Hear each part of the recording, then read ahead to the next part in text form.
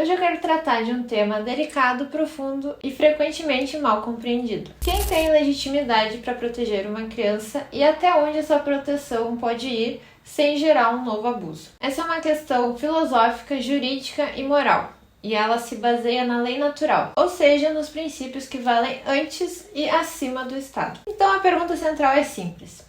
Se o Estado não gerou essa criança, ele não tem obrigação natural para com ela. Então, de onde vem esse poder para decidir sobre a vida, a saúde e a educação dessa criança? A criança não é propriedade dos pais, mas também não é propriedade do Estado. Ela é um sujeito moral, portador de direitos naturais próprios. E entender isso muda tudo. 1. A criança como sujeito moral, não objeto administrativo. Na lei natural, os direitos não vêm do Estado. Eles vêm da própria natureza humana. E a criança, mesmo sem plena capacidade racional, ainda é um sujeito moral. Por quê? Ela tem vida própria, tem integridade física, tem um processo natural de desenvolvimento e tem um fim em si próprio: florescer como ser humano. Na lei natural, a criança não é propriedade dos pais, não é propriedade do Estado e não é um recurso social. Ela é um sujeito moral, um ser humano com dignidade própria, ainda que em desenvolvimento. E isso significa algo muito importante. A criança tem um fim em si mesma. Ela nunca é um meio para fins externos. Ela não existe para projetos políticos, engenharia social, metas econômicas, ideologias educacionais e estatísticas de saúde. Quando tratamos a criança como alguém, a tutela é um dever. Quando tratamos ela como algo, a tutela vira gestão. 2. Porque os pais são os tutores legítimos. Mas então, se a criança não pertence aos pais, por que são eles os tutores legítimos? Porque a tutela não é posse, é um dever fiduciário.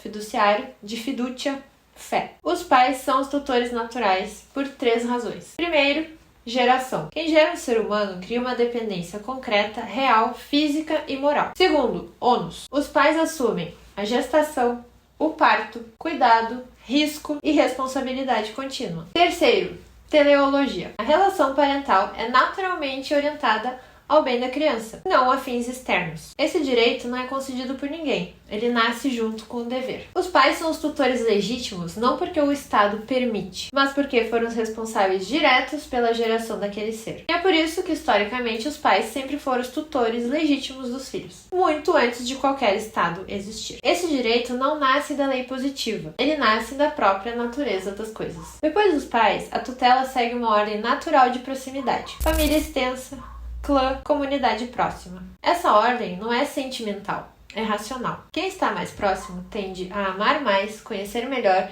e responder diretamente pelas consequências. 3. Qualquer um pode defender uma criança de violência objetiva. Aqui é algo bem importante. Na lei natural, qualquer um pode defender uma criança de uma violência objetiva. Se uma criança está sendo agredida, abandonada, em perigo imediato ou exposta a uma injustiça grave, qualquer pessoa pode intervir. Por quê? Porque a legitimidade do ato não vem de quem age, mas sim do bem protegido. Isso não depende de diploma, cargo ou autorização estatal. Esse princípio é antigo e universal. Salvar uma criança não se torna legítimo porque alguém é autoridade. Torna-se legítimo porque a vida e a integridade são bens básicos. Proteger um inocente de um mal grave e imediato é sempre legítimo, mas isso não significa que qualquer pessoa possa retirar uma criança da família por discordância, impor seus valores ou substituir a tutela de uma forma permanente. Proteção é uma coisa e tutela contínua é outra. Você pode se perguntar: e como as sociedades antigas lidavam com isso? Isso é muito interessante. Antes do Estado moderno, sociedades humanas já lidavam com abandono, abuso e orfandade, sem transformar a criança numa propriedade pública. Na Irlanda Antiga, sob a chamada Brehon Law, se um tutor abusava de uma criança, ele perdia prestígio jurídico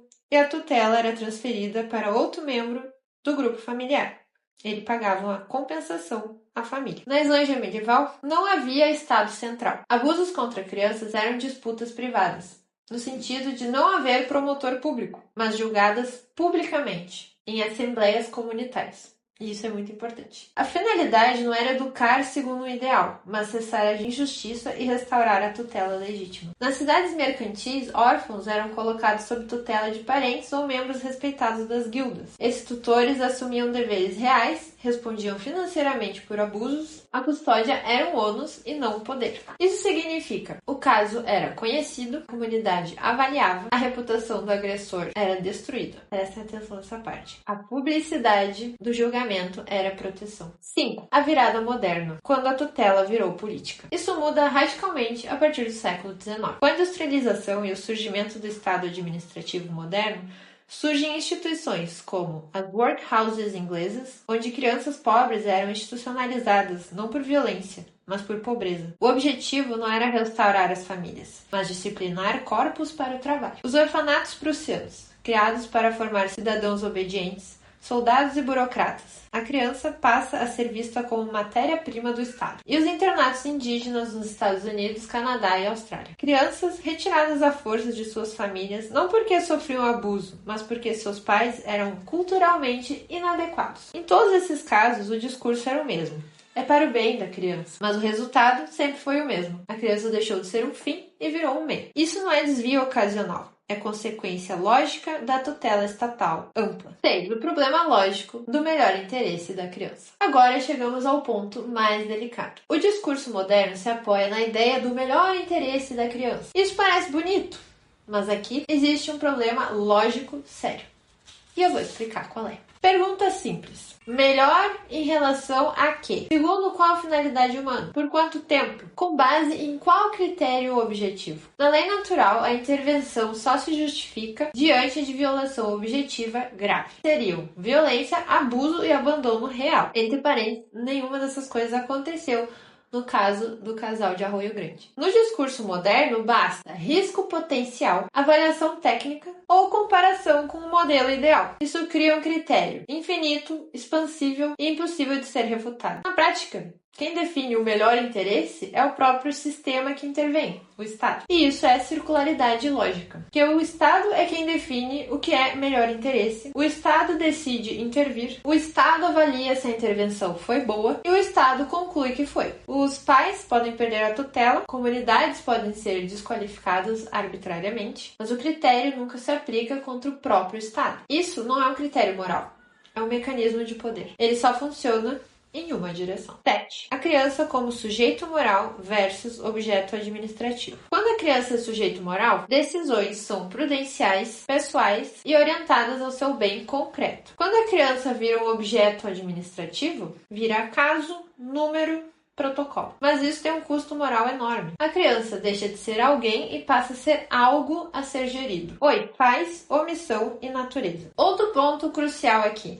Pais não podem ser tratados como agressores por não agir, quando deixam a natureza seguir o seu rumo. Omissão só é injusta quando há dever objetivo de agir e um bem básico está sendo violado. Escolher entre parto natural, amamentação, vacinação ou não e educação não é violência. E agora, quando a vacinação se torna uma política obrigatória, a criança deixa de ser paciente e vira instrumento epidemiológico. A decisão deixa de ser médica e individual e passa a ser um protocolo compulsório e universal. Segundo o Código de Nuremberg e a Declaração de Helsinki, o indivíduo vem antes da sociedade. Incapazes, crianças, exigem uma proteção extra. E o risco e benefício deve ser avaliado caso a caso. E principalmente, nenhum ser humano pode ser usado como meio social para um bem coletivo sem o seu consentimento. Isso viola a lei natural, sigilo de justiça e tutela institucional. Hoje, decisões de tutela são sigilosas, opacas e inacessíveis ao escrutínio público. Isso é apresentado como proteção da criança. Mas na prática, protege as instituições, esconde erros, impede aprendizagem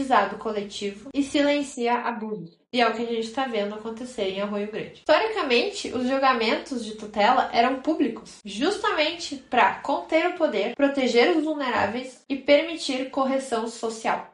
A publicidade era um freio moral. Pais não podem ser tratados como agressores por optar por prudência, respeitar os ritmos naturais, discordar de protocolos universais e deixar a natureza agir quando não há dano objetivo. A omissão só é crime quando há risco evidente e imediato à vida e à integridade física, não quando há discordância administrativa. E agora, a pergunta que não quer calar. Como uma sociedade libertária poderia proteger as crianças? Tudo isso leva a uma pergunta final. É possível proteger crianças sem violar a lei natural? E a resposta é sim, e a história nos mostrou como. Uma ordem policêntrica e libertária teria defesa imediata e descentralizada contra a violência real. 2. Prioridade absoluta da tutela parental. 3. Família ampliada como a primeira instância. 4. Comunidades e associações voluntárias. 5. Arbitragem por tribunais privados, sem monopólios. 6. Manter julgamentos públicos. 7. Aplicações de sanções proporcionais e restitutivas. E 8. A custódia como um dever oneroso e não como um poder político. Nada disso é utopia. Isso já existiu. Então, para concluir, proteger crianças não exige um Estado tutor, exige limites claros à coerção, respeito à natureza humana e reconhecimento de que os pais não recebem esse dever do Estado, e sim do seu vínculo natural com a criança. Quando a tutela deixa de servir a criança e passa a servir projetos políticos, ela deixa de ser proteção e se torna dominação. A criança não é um projeto do Estado, não é um meio estatístico, não é um objeto administrativo. Quando esses limites somem, o discurso de proteção se torna controle. E a lei natural existe para nos lembrar: nenhum poder é legítimo só porque diz estar fazendo bem.